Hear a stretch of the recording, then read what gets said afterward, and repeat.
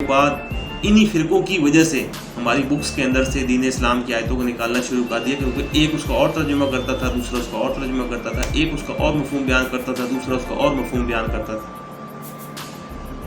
اگر صرف اور صرف ہمارے اسکولوں کے اندر بچپن سے بچوں کو قرآن مجید سمجھانا شروع کر دیا جائے، پڑھانے کی بات نہیں کر رہا، اگر مجھے فارسی نہیں آتی اور مجھے آپ پوری کتاب فارسی کی پڑھا دیں تو مجھے اس کتاب کے اندر بتائی گئی بات کیا سمجھ آئے گی؟ ایک اٹالین مجھے لیٹر پاکستان میں بھیجتا ہے، میں وہ اٹالین کے لیٹر میں کیا پڑھوں گا؟ وہ لکھتا ہے کہ آپ کو ملنے آ رہا ہوں، مجھے کیا پتہ چلے گا کسی ایئرپورٹ سے میں نے اس کو ریسیو کرنا ہے، کیونکہ مجھے تو پتہ ہی نہیں ہے کہ اس کا ترجمہ کیا ہے۔ جب بچپن سے ہی ہم تھوڑا ہم بچے کو اسٹڈی کروانا شروع کریں گے، ایک ٹائم آئے گا اس کی خود ہی حب بڑھ جائے گی۔ دین اسلام قرآن مجید ایک ایسی کتاب ہے، جس بندے نے بھی اس کو اسٹڈی کرنا شروع کیا ہے، یہ واحد کتاب ہے جس سے انسان بور نہیں ہوتا، جس سے انسان اکتاتا نہیں ہے، بلکہ اور جستجو کرتا ہے اس کے اندر چھپے رازوں کو تلاش کرنے کی، اس کے اندر چھپے رازوں کو ڈھونڈنے کی۔ تو میرے تمام مسلمان بھائیوں، تمام مسلمان مومن بھائیوں، آج میں آپ سے ریکویسٹ کرتا ہوں کہ یہ جو فرقے ہمارے مولویوں نے بنائے ہیں ان کو چھوڑ کے ہم اپنے دلوں کو صاف کریں۔ ہم مل کے جو بیٹھکیں بناتے ہیں، مل کے 2 گھنٹے ایک دوسرے کی بیٹھکوں پہ بیٹھ کے مختلف ٹاپکس پہ گپیں مارتے ہیں، گپیں ہانکتے ہیں، اپنا ٹائم ویسٹ کرتے ہیں، کیوں نہ ہم سب مل کے 10 15 دوست اپنے موبائل کے اندر قرآن مجید ٹرانسلیشن کے ساتھ کریں۔ ایک ایپ ایک کراچی کے بھائی نے 14 سال محنت کر کے بنائی ہے، اسلام 360 کے غالباً نام سے 360، ٹھیک ہے، بہت اچھی ایپ ہے۔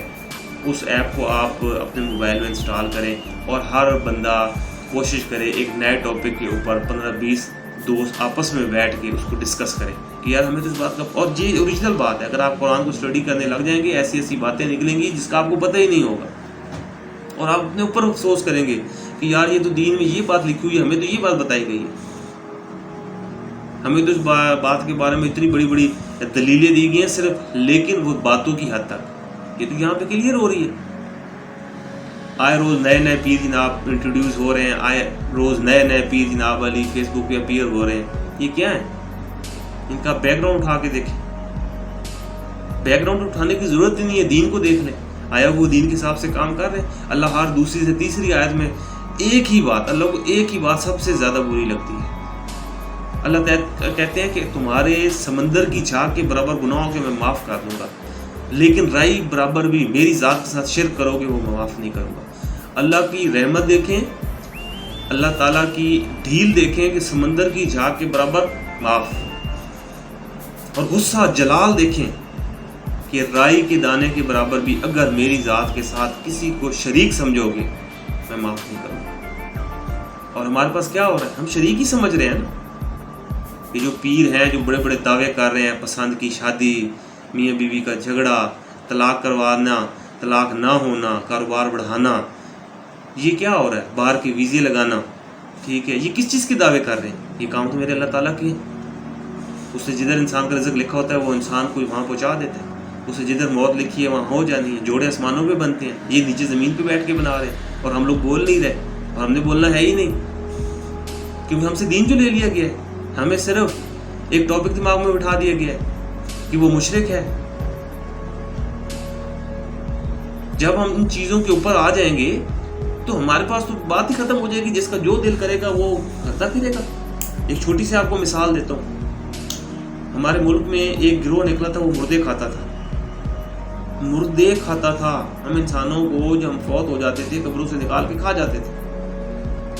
ان کو یہ کہہ کے چھوڑ دیا گیا کہ ہمارے اسلام کے اندر اس کا کوئی سزا ہی نہیں ہے، اور انہوں نے کیا کیا؟ نکلنے کے بعد دوبارہ ہی وہی کام کیا۔ تو اصل میرا ٹاپک چینج ہو رہا ہے، آپ لوگوں کو بات سمجھانے کا مقصد یہ ہے کہ پلیز خدایا اپنی جو اولاد ہے، اپنی جو نسل ہے، اس کو آپ دین قرآن مجید کی اسٹڈی ترجمے کے ساتھ کروانے کی کوشش کریں، تو یقین مانے وہ خوشحال ہو جائیں گے، ان کی زندگیوں میں سکون آ جائے گا۔ ہم سب اسی وجہ سے پریشان ہیں کہ ہم نے اصل دین کو چھوڑ دیا۔ منی عید جمعے کو کہا گیا ہے، جس کے اندر مولوی خطبہ کر کے ہمارے ایمان کو تر و تازہ کرتے ہیں۔ اب آپ جس مسجد میں چلے جائیں، جس فرقے کی مسجد ہوگی، صرف اور صرف وہی ٹاپک آپ کو جمعے کے اندر بیان کرتا نظر آئے گا، جو کہ آج سے 20-25 سال پہلے نہیں ہوا کرتا تھا۔ اب 20-25 سالوں میں مسجد تو زیادہ ہو گئی ہے، نمازی کم ہو گئے، حالانکہ یہ نہیں کہ آبادی کم ہونا شروع ہو گئی، آبادی بھی وقت کے ساتھ ساتھ بڑھ رہی ہے، لیکن اس کے باوجود ہم لوگ کمزور سے کمزور تر ہوتے جا رہے ہیں۔ جو جس کا فرقہ ہے اس کے اوپر تو آپ بات کر لیں، وہ بچہ بھی آپ کو اس بات میں قائل کر لے گا، لیکن اس کو دین کا کچھ پتہ نہیں ہوگا، کیونکہ فرقے اور دین، فرقے اور قرآن یہ دونوں الگ ٹاپک ہیں۔ فرقہ جو ہے یہ ہمارا بنایا ہوا ہے، قرآن جو ہمارے اللہ نے نازل کیا ہے اور نبی پاک صلی اللہ علیہ وسلم ہمیں بیان کر کے گئے، عملی طور پہ بھی بیان کر کے گئے، انہوں نے عمل کر کے بھی دکھایا۔ انہوں نے چور کو بھی دکھایا ہے کہ جس نے چوری کی ہے اپنی زندگی میں خوشحالی پا کے جب ضلالت اللہ تعالیٰ نے اس کی ڈوری کھینچی ہے تو پھر وہ کس طرح ذلیل ہوا۔ اللہ تعالیٰ نے انسان کو ایک اونچا مقام دے کے جب وہ تکبر میں آیا تو اللہ تعالیٰ نے اس سے وہ واپس مقام لے کے بھی دکھایا۔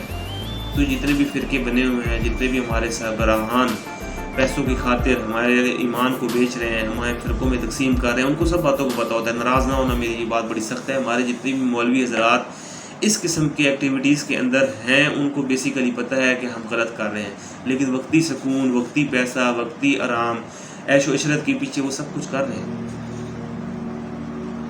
اور ہمیں فیل بھی نہیں ہو رہا کیونکہ ہم لوگ فرقوں میں بٹ گئے ہیں۔ ہم نے ایک دوسرے کو سندے دے دی ہیں کہ ہم لوگ جنتی ہیں، ہمارے پاس جنت کا ٹکٹ آ گیا، کیونکہ ہم نے ایک ٹاپک پکڑ لیا ہے اور وہی ٹاپک دین ہے، وہ دین نہیں ہے۔ نبی پاک صلی اللہ علیہ وسلم ہمیں عملی طور پہ جتنے بھی یہ فرقے بنے ہوئے ہیں ایک ایک ٹاپک کے اوپر، وہ سارے انہوں نے دین کے اندر شامل کیے ہیں، ہمیں وہ کر کے دکھائے، لیکن ہم نے ان میں سے ایک ایک ٹاپک کو پکڑ لیا ہے۔ تو اس لیے ایک دوسرے کو گالی دینا، ایک دوسرے کو برا بھلا کہنا، ایک دوسرے کے اوپر فتوے جاری کرنا بند کریں۔ اپنی نوجوان نسل کو، اپنی آنے والی نسل کو، جو بچے آپ لوگوں کے گھروں میں ہیں، ان کی زندگی کے اندر دین اسلام، ان کی زندگی کے اندر قرآن مجید ترجمے کے ساتھ کوشش کریں ان کے زندگی کا حصہ بنانے کی۔ انشاءاللہ آپ لوگوں کو بہت زیادہ فائدہ ہوگا، اور انشاءاللہ آنے والے وقت میں اس کام کا آپ کو فائدہ ہوتا نظر آئے گا۔ جس طرح آپ کو فرقوں میں بٹنے کی وجہ سے نقصانات نظر آ رہے ہیں نا، انشاءاللہ آنے والے وقت میں آپ کو دوبارہ مسلمانوں کے اندر وہ عروج نظر آئے گا جن عروج پہ ہم بہت دفعہ پہنچے ہیں، اور زوال پھر انہی لوگوں کی سازشوں کی وجہ سے آیا ہے۔ انہوں نے ہمیں مناظرے میں تقسیم کر دیا ہے، ہم ایک دوسرے سے مناظرہ کرتے ہیں، ایک دوسرے سے کہتے ہیں ہمارے مولوی صاحب آ جائیں گے، آپ ان کے سامنے بات کرنا، دوسرے کہتا ہے میرے مولوی صاحب آ جائیں گے، ان کے سامنے بات کرنا، اور اس کے یوٹیوب کے اوپر اتنے مناظرے ہیں، یقین مانے ان کو دیکھ کے شرم آتی ہے، ان کی میں لنک آپ کو بھیجوں گا۔ تو ان لوگوں نے ہمیں ان چیزوں میں بانٹ دیا ہے، وقت کے ساتھ ساتھ انہوں نے نوٹ کیا کہ یہ کس طرح آپس میں تقسیم ہوتے ہیں، تو اس تقسیم کے اوپر ہمیں ڈال دیتے ہیں، اور ہم اپنا شعور نہیں استعمال کرتے۔ چھوٹی سی مثال دیتا ہوں، بڑے فرقوں کے اندر یہ بات ہے، کہیں کہتے ہیں جی نبی پاک فوت ہو گئے، کہیں کہتے ہیں جی آپ یہ نہ بولیں وہ پردہ فرما گئے، کہیں کہتے ہیں نبی پاک نور تھے، کہیں کہتے ہیں نبی پاک بشر تھے انسانوں کی طرح۔ مجھے یہ بتائیں کہ نبی پاک نور تھے یا بشر تھے؟ قیامت والے دن آپ سے یہ سوال ہونا ہے؟ اس سوال کے اوپر بحث کس چیز کی ہے؟ وہ فوت ہو گئے یا پردہ کر گئے، یہ سوال آپ سے آگے ہونا ہے؟ آپ سے سوال ہونا ہے آپ نے 5 ٹائم نماز پڑھی ہے، آپ نے مال جو میں نے دیے تھے زکوٰۃ دی ہے، میں نے جو مال دیا تھا اس کے اندر غریبوں کا حصہ نکالا ہے، میں نے قربانی کا حکم دیا تھا آپ نے قربانی کی ہے، میں نے کہا تھا چوری نہ کرو آپ رکے ہو، میں نے کہا تھا جھوٹ نہ بولو، کسی کا حق نہ کھاؤ۔ یہ سوال ہونے ہیں، اس پہ آپ لوگ بات بھی نہیں کرتے، پتہ ہونے کیوں ان باتوں کو تو آپ کو پتہ ہے نا۔ دوسری باتوں کو آپ مولوی پہ نام کر دیتے کہ ہمارے قاری صاحب نے کہہ دیا نبی پاک صلی اللہ علیہ وسلم بشر تھے، ہمارے قاری صاحب نے کہہ دیا نبی پاک صلی اللہ علیہ وسلم نور تھے، ہمارے قاری صاحب نے کہہ دیا جی جدھر اللہ کو بہتر پتہ ہے وہ جی نبی پاک صلی اللہ علیہ وسلم آتے ہیں۔ تو یہ ایسی جو چیزیں، یہ جو ایسی باتیں انہوں نے نکالی ہیں، خدایا ان سے آپ بچیں۔ آج بچ جائیں گے تو آنے والی ہماری نسلیں کچھ نہ کچھ بہتر زندگی گزار پائیں گی۔ زندگی تو پھر بھی گزر جانی ہے، لیکن جس طرح ہم مسلمان آج کل کے دور میں ذلیل و خوار ہو رہے ہیں، وہ بیسیکلی ہم فرقوں میں بٹنے کی وجہ سے ہو رہے ہیں۔ کیونکہ ہمارے پاس جب بھی ٹائم بچتا ہے، ہم ان دو ہی تو ہمارے پاس ٹاپک ہے، ایک سیاست اور ایک فرقہ وارندیت۔ ہمیں نہ سیاست سے دلچسپی ہے، نہ سیاست سے کوئی لینا دینا ہے، نہ فرقوں سے کوئی لینا دینا ہے، کیونکہ نبی صلی اللہ علیہ وسلم نور تھے یا بشر تھے، یہ سوال آگے نہیں ہونا۔ وہ چلے گئے ہیں یا فوت ہوئے ہیں، یہ آگے سوال نہیں ہونا۔ میں تو کہتا ہوں فوت کوئی بھی نہیں ہوتا، سب پردہ نشین ہوتے ہیں۔ کیوں؟ کیونکہ جب بتا دیا گیا کہ ایک نئی زندگی ہے جو اصل زندگی ہے آپ کی، یہ زندگی تو مسافر خانہ ہے، یعنی اصل گھر تو ہمارا وہی ہے، اس کا مطلب ہم تب اصل گھر میں چلے جاتے ہیں. ہم لوگ تو صرف دنیا کے سامنے، یعنی کہ یہ دنیا چھوڑ کے جاتے ہیں، اصل دنیا تو ہے جہاں پہ ہمارا حساب کتاب ہونا ہے، جزا سزا ہمیں ملنی ہے. تو ان چھوٹے چھوٹے ٹاپکس کو اپنے زندگیوں سے نکالو، ان کو مولویوں تک ہی رہنے دو. مولوی آپس میں نہیں لڑتے، ہمیں لڑاتے ہیں. اس لیے ہم نے ان تمام چیزوں کو چھوڑ کے انشاءاللہ ایسی عہد کرنا ہے کہ ہم اپنی زندگیوں کے اندر قرآن مجید کو لے کے آئیں گے.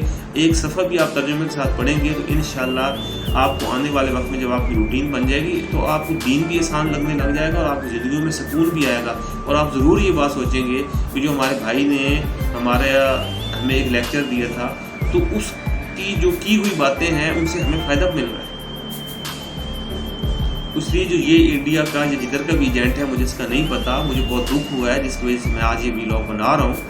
اس کی باتوں نے مجھے یقین مانے ایسے اندر سے توڑ کے رکھ دیا.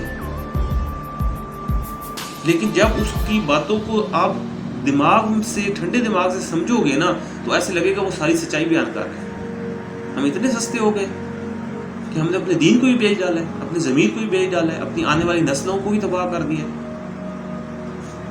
تو اس لیے میری یہ جو ویڈیو ہے اگر آپ کو پسند آئے تو اس میں جو میں نے باتیں بتانے کی، آپ کو سمجھانے کی کوشش کی ہے، پلیز اس پہ عمل کریں. اور اگر آپ کو اس ویڈیو کے اندر کوئی ایسی بات جو بری لگی ہو اس کے لیے میں معذرت کرتا ہوں، کیونکہ میرا مقصد کسی کی دل آزاری کرنا نہیں تھا، بلکہ میرا ایک موقف تھا جو میں آپ کو سمجھانا چاہتا تھا. اور اگر کوئی بات بری لگی ہو یا کوئی بات غلط لگی ہو تو پلیز کمنٹ سیکشن میں آپ کمنٹ کر کے میری اصلاح کر سکتے ہیں. السلام علیکم.